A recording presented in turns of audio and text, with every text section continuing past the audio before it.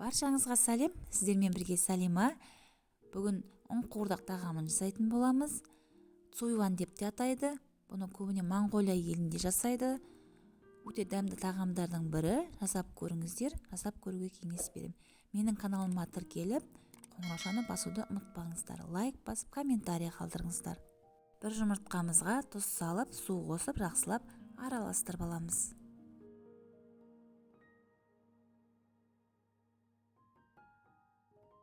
Ұн салып, қатты да емес, жұмсақ та емес, орташа қамыр илейміз.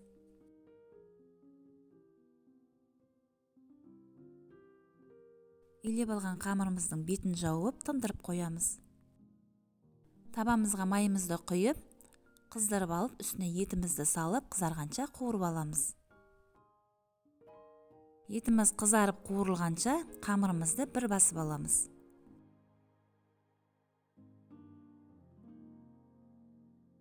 Бетін жауып 10-15 минут тындырып аламыз. Неге етімізде қызарып қуырылды, оның үстіне пиязымызды салып, оны да аздап қуырып аламыз.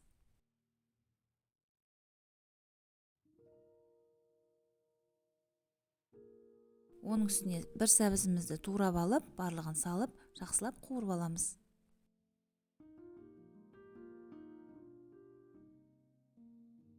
Оның үстіне тұз салдым және паприка салдым. Барлығын жақсылап араластырып, аздап су құйып, еті мен сәбізі піскенше қақпағын жауып, пісіріп аламыз.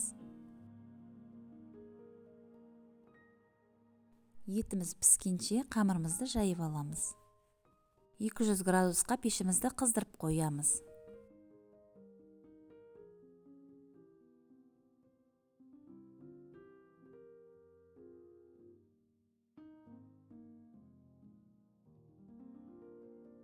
Қамырымызды жайып алғаннан кейін осылай 4 бөліктерге бөліп кесіп аламыз. Біздің осы мезгілде пешіміз қызып, противеніміз ысып тұр. Противеннің үстіне осылай қамырымызды жайып, екі бетін айналдырып, лаваш сияқты пісіріп аламыз.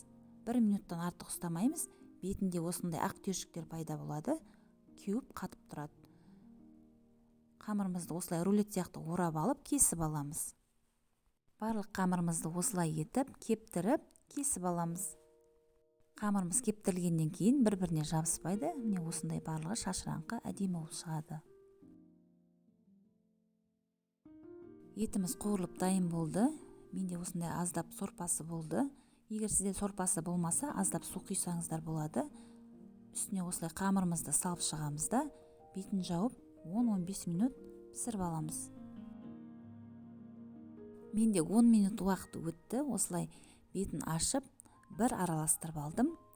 Жай ғана араластырып алсаңыздар болады. Қақпағын жауып, тағы 5 минут пісіріп алатын боламын. 15 минут уақытымыз өтті. Ұн қуырдағымыз дайын болды. Барлығын алып, ыдысымызға салып аламыз. Үстіне аз көк сеуіп шықтым. Өте дәмді тағамдардың бірі болды. Жасап көріңіздер, жасап көруге кеңес беремін. Менің каналыма тіркелуді ұмытпаңыздар. Менің каналымда басқа да тағамдардың рецептілері бар. Лайк басып, комментарий қалдырыңыздар.